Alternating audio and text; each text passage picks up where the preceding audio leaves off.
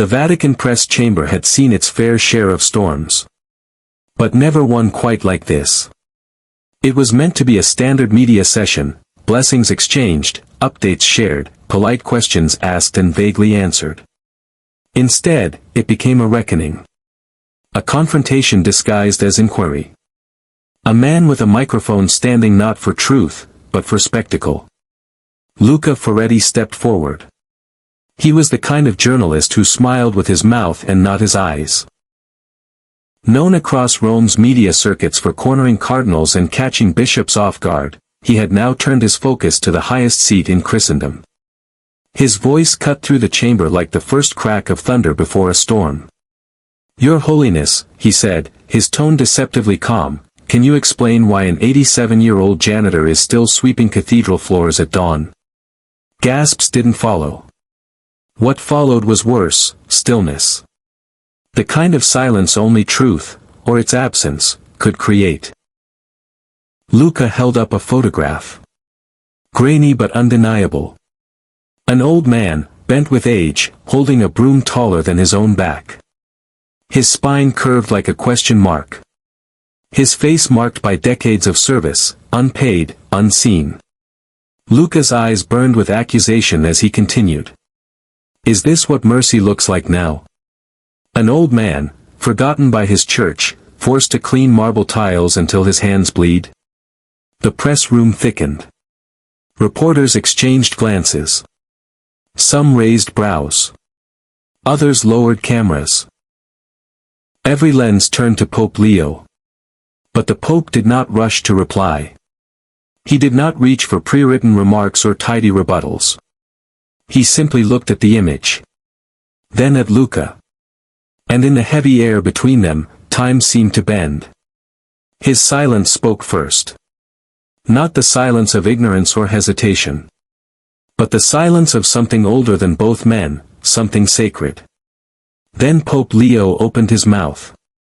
What he said next would not only answer the question. It would dismantle it. Gently. Firmly. Forever. But before we dive into the moment the world still hasn't recovered from, comment where you're watching from. And if this kind of truth stirs something in you, subscribe to Circle of God's Glory. If it doesn't, then step into the comments and tell us why grace no longer moves you. He was born Matteo Alvarez, but in the shadowed corners of Saint Sabina, they simply called him Padre del Silenzio, the Father of Silence. Not because he was a priest, nor because he ever held a pulpit, but because his presence echoed louder than any sermon. Every morning, long before the bells began their sacred toll, Matteo's footsteps would cross the ancient stone of the cathedral. No fanfare. No pension waiting. Just a broom. Just reverence. Just duty. 87 years old, bones brittle as the candles he lit, yet his back bent not in defeat, but in devotion. He had no surviving family. The war took his brothers. Time took his wife. And the city never asked who he was outside the cathedral walls.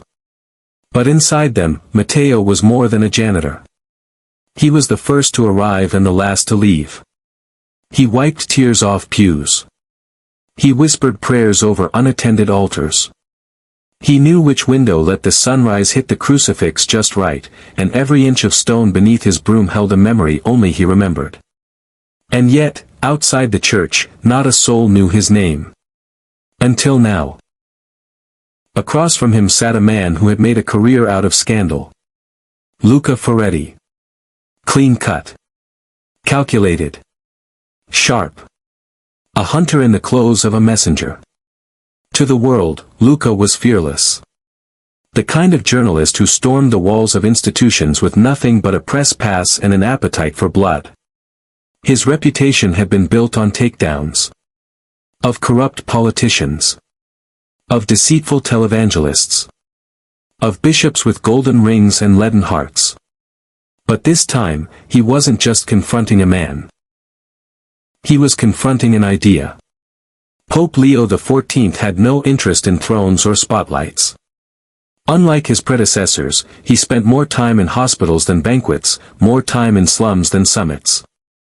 His papacy was marked not by proclamations, but by proximity, to the sick, to the overlooked, to those whose names never made headlines.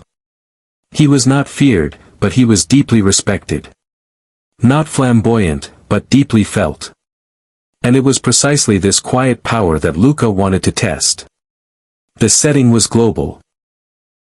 Broadcast to over 100 countries. Live. Unedited. Vatican flags hung like ancient witnesses over the marble press chamber. Every reporter knew this confrontation was coming. Whispers had spread in advance. Luca had found something. Something raw. Something uncomfortable. He came armed with only a photo of an old man, a biting tone, and a question that stung. And the stakes were clear. To Luca, this was hypocrisy ripe for unraveling. A church claiming to uplift the poor, while forcing an 87-year-old to mop floors in silence. To Pope Leo, it was something else entirely. It was a test of whether the world still knew the difference between pity and dignity. Between shame and service. Between charity and sacred presence. The two men could not be more different. Luca, eager to expose. Pope Leo, ready to reveal. Matteo, unaware that his quiet obedience had just become the center of a spiritual war playing out on international television. And yet, Matteo remained where he always was, broom in hand, near the altar, feet worn from decades of devotion. No applause. No podium. Just purpose. This was never about just a man with a mop. It was about what, and who, we choose to see. If Matteo's quiet life moves you, don't just scroll. Subscribe to Circle of God's Glory. And if it doesn't, go to the comments and explain, why doesn't his story deserve to be seen? Luca began not with a raised voice, but with a rehearsed calmness that betrayed his intent.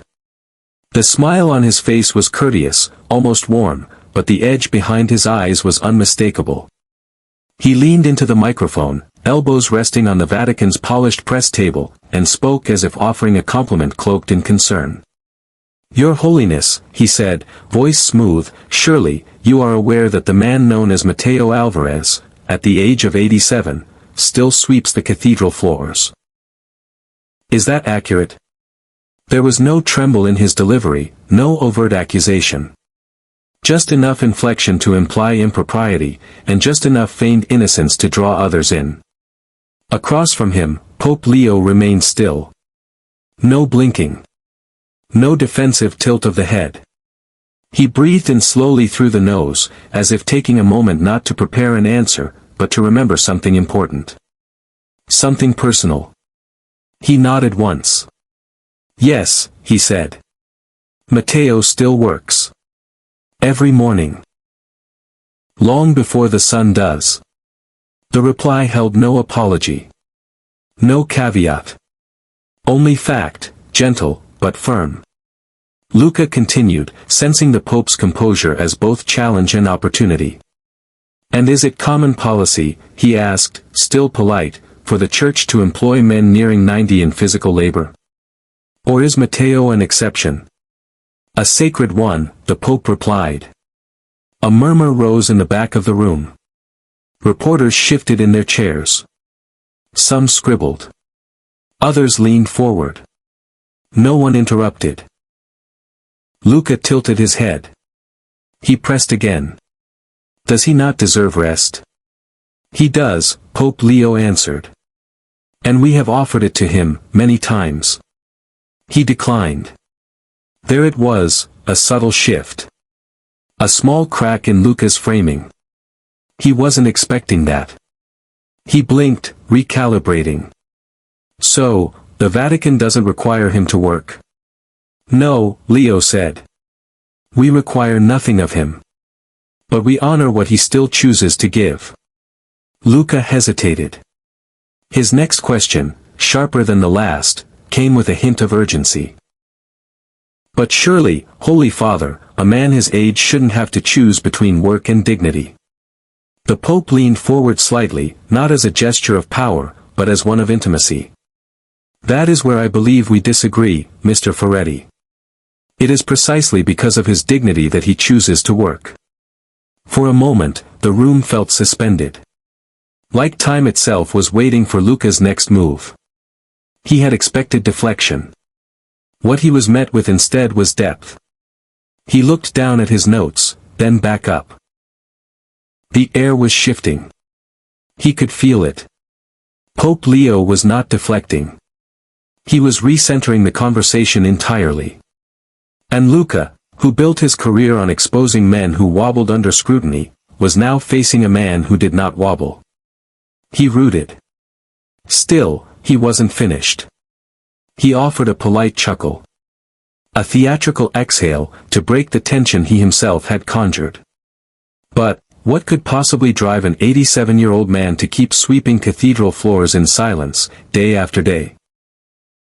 Pope Leo's face softened, not into a smile, but into something deeper. Reflection. He looked not at Luca then, but somewhere beyond the room. As if remembering a moment no one else had seen. Because to him, the Pope said, those floors are not just stone. They are holy ground. He sweeps not to clean, but to pray. With every stroke, he intercedes for those who have forgotten how. And in that instant, even those watching through screens thousands of miles away felt it. A tightening in the chest, a weight behind the eyes. No arguments. No defiance. Just truth. And for the first time, Luca didn't interrupt. He couldn't. Because Pope Leo had answered not with strategy, but with presence. And that presence spoke louder than any headline. Every reply from Pope Leo held weight. If it made you pause even once, subscribe to Circle of God's Glory. If not, then enter the comments, and tell us, honestly, why does humility make you so uncomfortable? Luca's fingers gripped the edge of his notepad now, not tightly, but noticeably.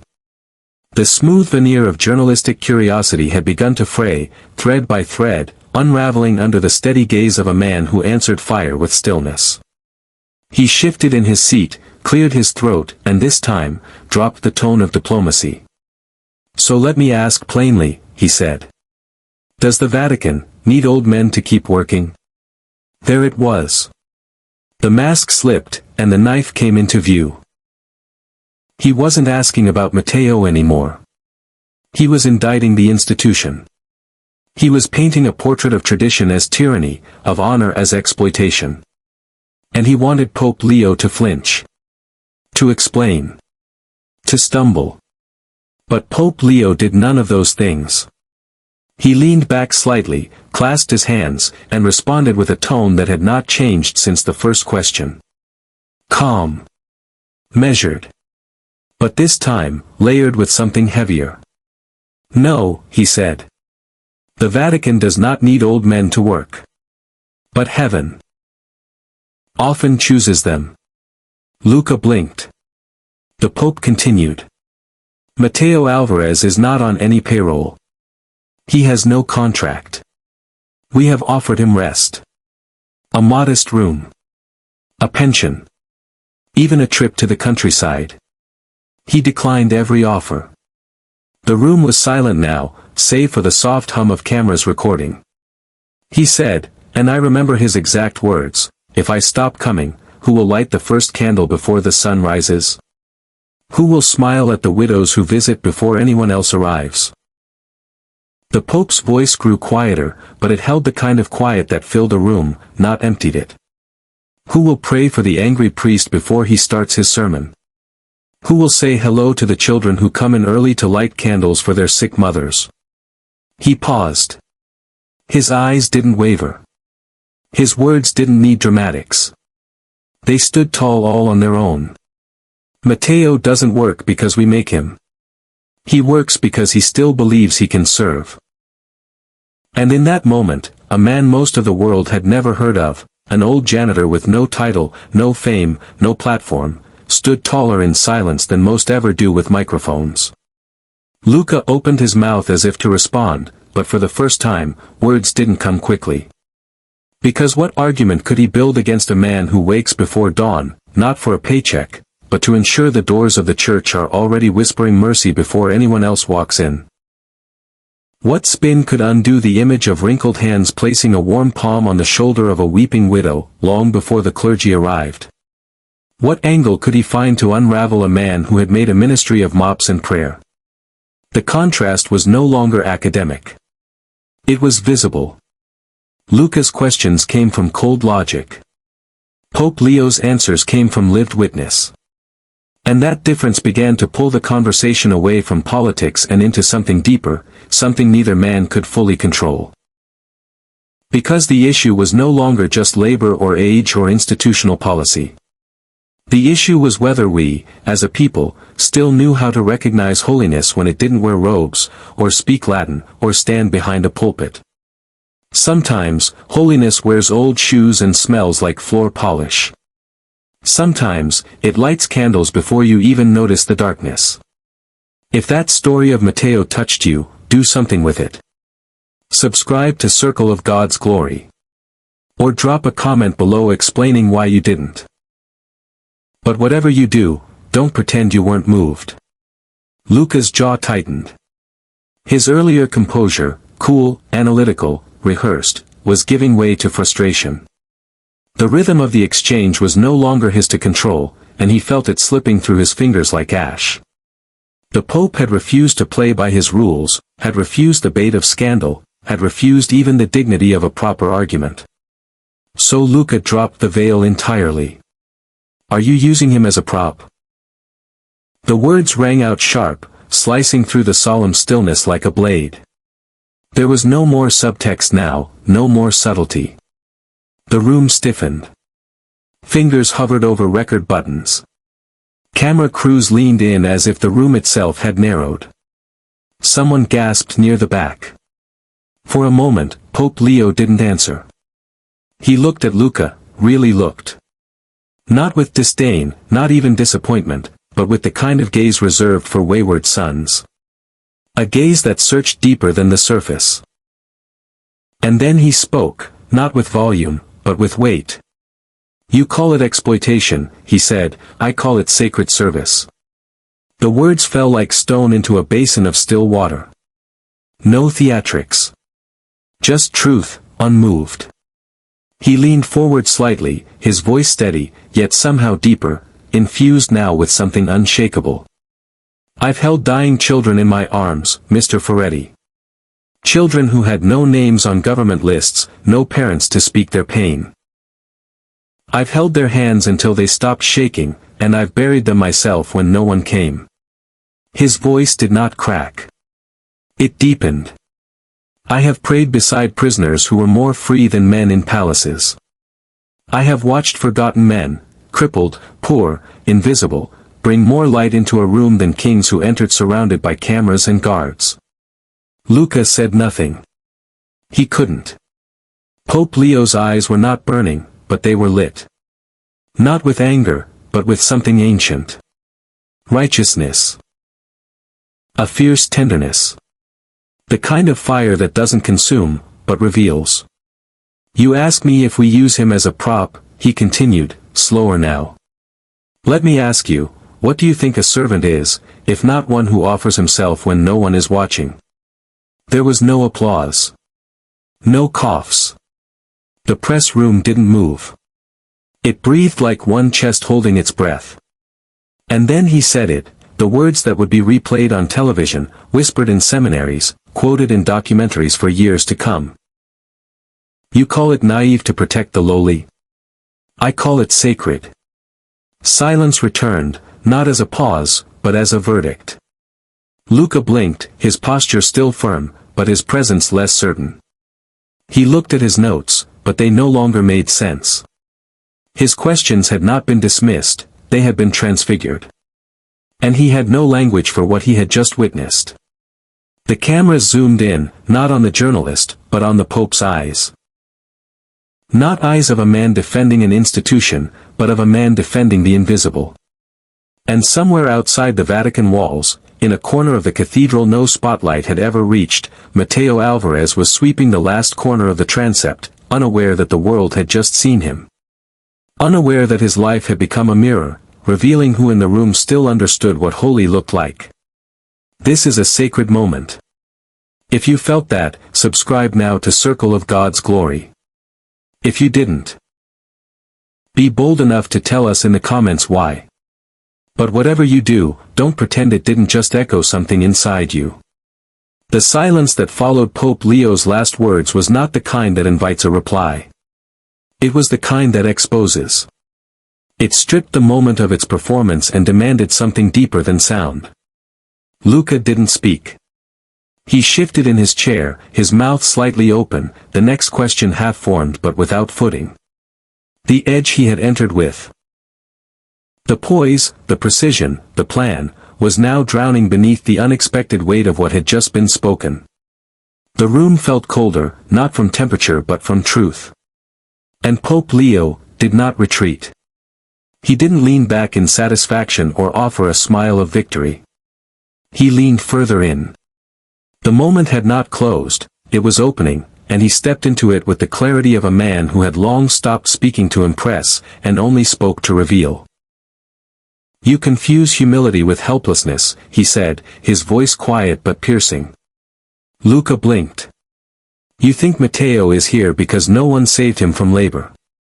But what if it is we who are being saved, by his labor? What if his broom is not a symbol of need, but of calling?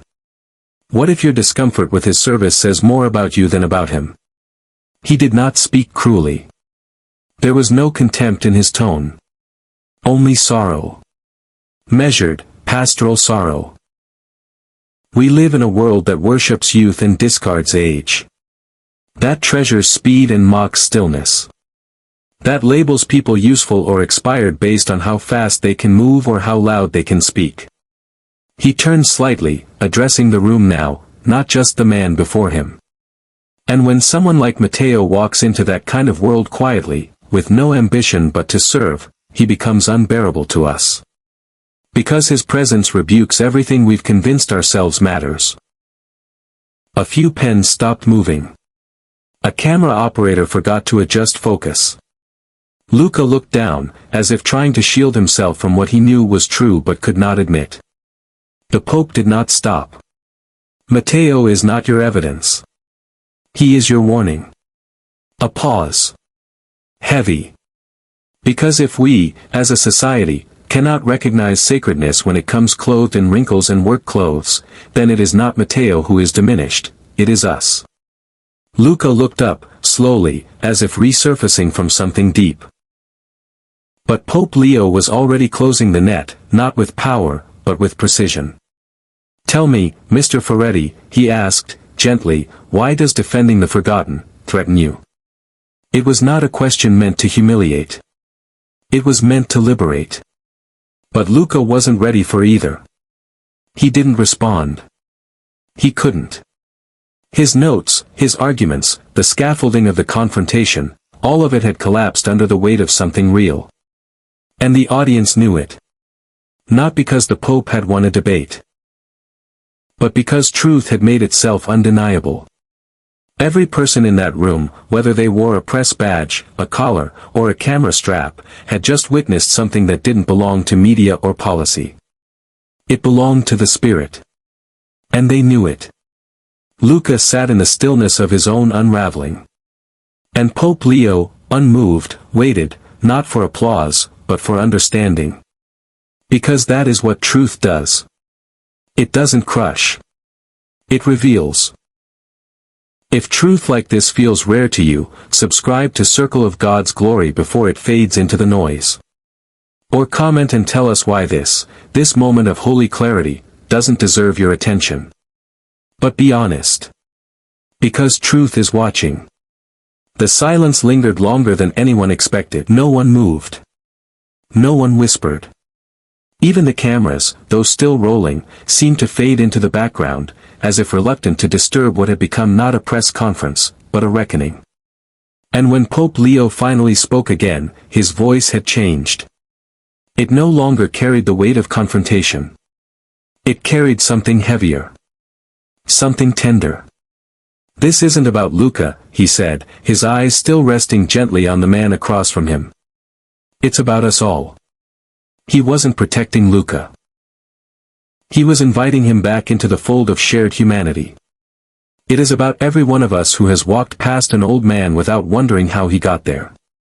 It's about the silence we allow to swallow the ones who once taught us, built for us, suffered for us, and now wait, unseen, in the corners of our prosperity.